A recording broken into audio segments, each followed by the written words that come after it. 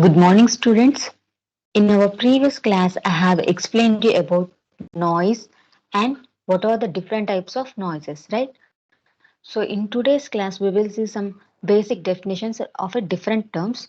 So in last class, I have explained you noise means nothing but an undesired form of energy, an unwanted form of energy, or simply we can say electrical or electromagnetic energy which tends to interfere with the proper reception and reproduction of the transmitted signal, right? That is the nothing but a noise. And we have seen various types of a noise like external noise and internal noise. The noise which is produced by the external sources is known as the external noise, and the noise which is produced by the receiver components while functioning is known as the internal noise, right? So again, external noise and internal classified into various types. External noise means they're classified into atmospheric noise, which is also called as a static noise or natural noise, and extraterrestrial noise, and another one is man-made industrial noise. So external noise is classified into three types: atmospheric noise, second one is extraterrestrial noise, third one is man-made or industrial noise. Similarly, internal noise is also classified into various types. They are nothing but partition noise, transit time noise, flicker noise, short noise, thermal noise. Flicker noise is also known as a low frequency noise or 1 by F noise. And also thermal noise is also called as a white noise or Johnson noise. So in today's class, I will explain you definitions. So first one is a sine wave pulse of a narrow band noise. So here NBN means narrow band noise. So we'll see what happens when sine wave is mixed up with the noise. So sine wave plus narrow band noise means, so first we will take a sine wave and then we will add a noise. So mathematically we will see now. So let us assume that a sinusoidal signal be A cos 2 pi FCT and noise N of t is added to that signal. So then what happens? X of t is equal to A cos 2 pi FCT plus N of t. Here A cos 2 pi FCT is our sine wave signal, N of t is a noise. So where A and Fc are nothing but a constants, amplitude and frequency, they are constants. So we know that from the previous class I have explained you noise can be represented in terms of a in phase and in phase and quadrature components, right? So we can write N of t in terms of a I and Q terms.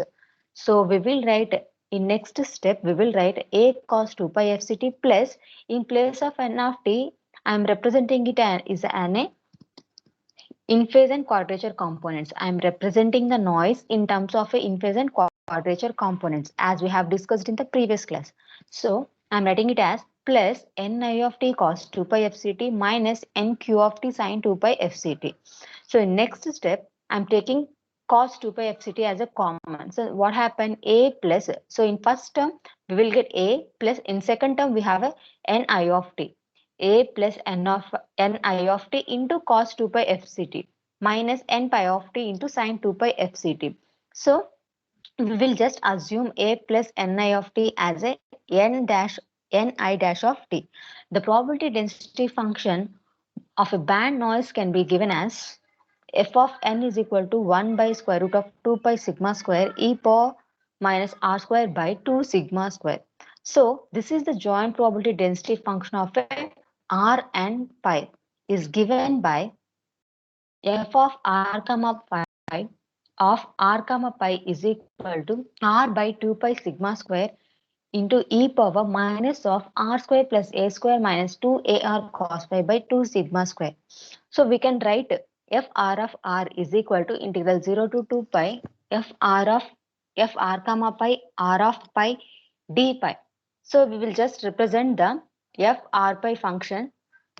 So integral 0 to 2 pi r by 2 pi sigma square e power minus of r square plus a square minus 2ar cos phi by 2 sigma square. So I'm just representing that whole value here. So then what happens next? 0 to 2 pi, integral 0 to 2 pi r by 2 pi sigma square. So I'm just dividing that that into two parts. So we can write it as a e power minus of r square plus a square by 2 sigma square into e power. So minus into minus becomes plus. So we can write simply as 2ar cos pi by 2 sigma square d pi. Next step, integral 0 to 2 pi r by 2 pi sigma square e power minus of r square plus a square by 2 sigma square into a or cos phi by sigma square. 2 gets cancelled into d pi. So the modified Bessel function is represented by I naught of x is equal to 1 by 2 pi integral 0 to 2 pi e power x cos pi d pi. So we will represent mathematically f of r is equal to r by sigma square e power minus of r square plus a square by 2 sigma square into I naught of ar by 2 ar by sigma square. So we are just assuming u as r by sigma and a as a by sigma. So we will write as a sigma fr of r is equal to fv of r. So we will get, I'm just replacing that u and a. First we are assuming as a u and a. Then I'm replacing that equation with u and a. So fr of r is equal to u by sigma e power minus u square plus a square by 2 into I naught of ua. So it can be sigma, it can be written as sigma fr of r is equal to u into e power minus of u square plus a square by 2 into I naught of ua. So in place of a sigma fr or for we can write fv of r from that above equation. So I'm just replacing it. Fv of r is equal to u e power minus of u square plus a square by 2 into I naught into ua. Next we will see filtered white noise. So white noise means nothing but it contains the equal amount of all frequencies in the visible spectrum. So filter noise, it has a power spectral density which is independent on the operating frequency. The noise analysis of a communications is made on the basis of a white noise only. So simply we can say white noise will consisting of a equal amount of all frequencies in the visible spectrum. So now we will see the power spectral density of a white noise. Very important. Power spectral density of a white noise is equal to n naught by 2. So a random variable, a random process W of t is called a white noise if it has a flat power spectral density. That is SW of f is a constant C for all f. So if you observe the diagram, so it is having a flat power spectral density SW of f. It is generated with SW of f and SW of f is equal to n naught by 2 and n naught is equal to, whereas n naught is equal to k into T. So k is nothing but a Boltzmann constant which is equal to 1.38 into 10 power minus 23 joules per Kelvin, and T is nothing but the equivalent noise temperature of the receiver. So there we are having a n naught by 2, right? That half represents the spectrum extends to both positive and negative frequencies. So that is the power spectral density of a white noise. So power spectral density of a white noise is equal to n naught by 2, where n naught is equal to k into T. K is a Boltzmann constant, which is 1.38 into 10 power minus 23 joules per Kelvin, and T is the equivalent noise temperature. Now we will see for ideal low pass filter. So if we consider ideal low pass filtered with a white noise, then we can say Sn of f is equal to n naught by 2 for minus b less than f less than b, and it is 0 when mod of f is greater than b. So here w of t means white Gaussian noise applied to the low pass filter. B is bandwidth of a low pass filter. N of t means noise appearing at the output of a low pass filter. Sn of f is equal to power spectral density of a n of t. Rn of t is equal to autocorrelation function of a n of t. So we know low pass filter means nothing but which allows the low frequencies only and removes or rejects the high frequencies. So it is the characteristics of a low pass filtered white noise. So figure A represents the power spectral density and figure B represents the autocorrelation function. Now we will see SNR. So SNR means nothing but signal to noise ratio. The name says it is the ratio of a signal power to the noise power. signal to noise ratio means simply we can say it is defined as the ratio of signal power to the noise power. So SNR is equal to S by N is equal to signal power, means we will represent it with a P suffix S means signal power by P suffix N means noise power. So it is the ratio of the signal power to the noise power. We will represent P suffix S by P suffix N. So the signal power can be written as Vs square by R and the noise power can be written as Vn square by R. So R gets cancelled. So we will write simply S by N, signal to noise ratio is equal to Vs by Vn whole square. So that is in a normal terms. If we want to represent the SNR in terms of a decibel, we can write as a S by N in dB is equal to 10 log of Vs by Vn whole square. So that's 2 will be multiplied with 10. Then what happens? S by N dB is equal to 20 log of Vs by Vn. So that is the signal to noise ratio in terms of a decibel. So if we want to represent in normal terms, we can represent S by N is equal to Vs by Vn whole square. Now we will see what is the probability of error. If we assume the noise has a Gaussian probability density function with the mean of a 0 and the noise voltage n of d sampled at any arbitrary time t, then the probability that the measured sample n of t falls in the range between n to n plus dn. So it can be mathematically given as f of n into dn is equal to 1 by square root of 2 pi sigma square e power minus n square by 2 sigma square dn. So here nothing, sigma square is nothing but a noise variance and f of n is the probability density function. So that is nothing but a probability of error. So this graph shows the variation of a probability of error with respect to Es by n. So on x-axis we can see Es by n, on y-axis we can see probability of error. So equivalent noise bandwidth. So BNEQ is equal to integral minus infinity to infinity mod of h of f whole square into df by 2 into h square of maximum. Py can be represented as n naught by 2 integral minus infinity to infinity mod of h of f whole square into df. So we can write it as n naught by 2 into 2bneq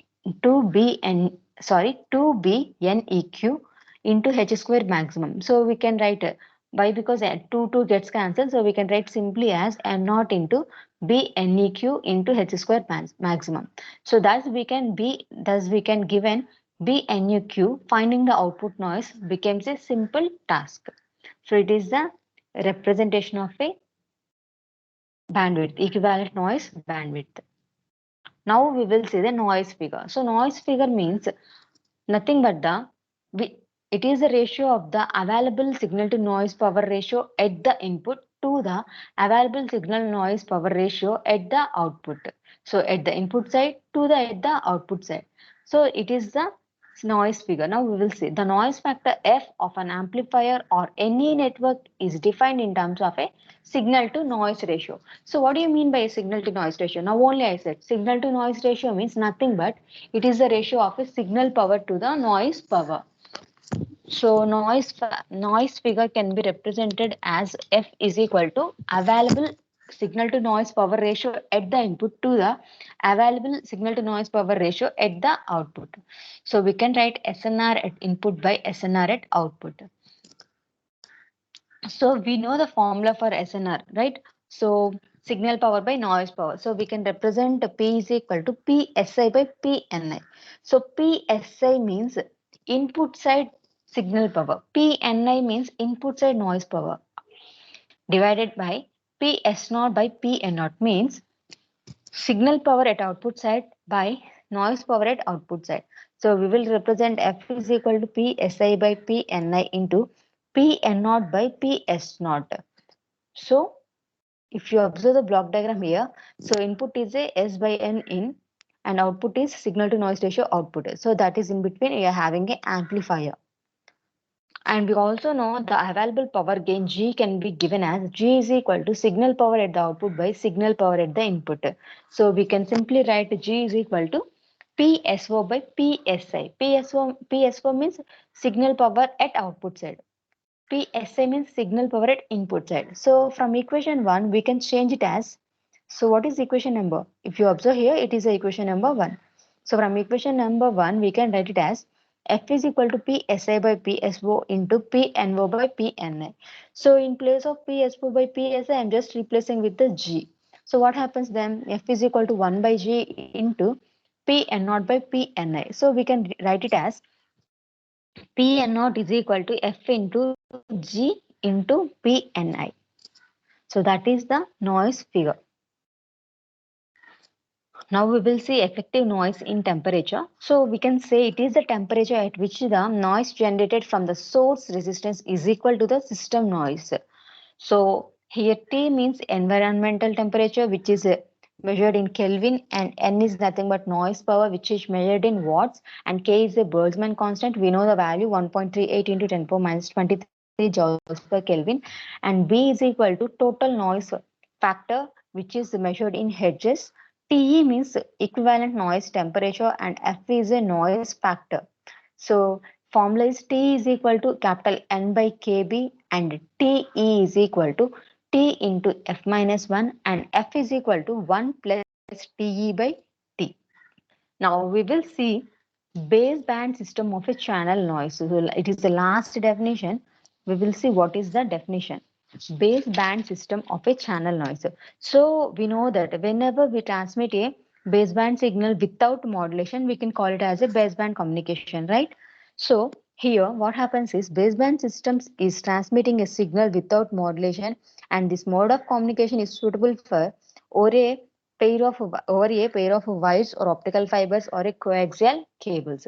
So if you observe the block diagram there you are having a transmitter, channel and receiver. So PT means transmitted power and PA means receiver power. And the relation between the transmitted power and the receiver power can be written as PR is equal to alpha into PT. So where alpha is represented as attenuation. So attenuation means nothing but the weakening of a signal. So which is having a loss of a signal strength is known as a attenuation. Amplification means adding the strength to the signal is known as a amplification. Attenuation means opposite to the amplification. And the SNR of a baseband system can be written as SNR is equal to received power by channel noise. So we can represent in terms as received power means PR. Channel noise means capital N. So noise can be represented in terms of a time domain as N is equal to 1 by T integral minus T by 2 T by 2 M square of T dt. And similarly, the noise can be represented in frequency domain as N is equal to integral minus B to B S of F dt. So the power spectral density of a noise can be given as capital N is equal to integral minus B to B N by 2 dt. So N by 2 can be right in before the integral N by 2 integral minus B to B dt. So if you substitute the upper limit and lower limit, we will get N by 2 into 2B. So 2 gets cancelled. We will get N is equal to eta beta. So N is equal to NB.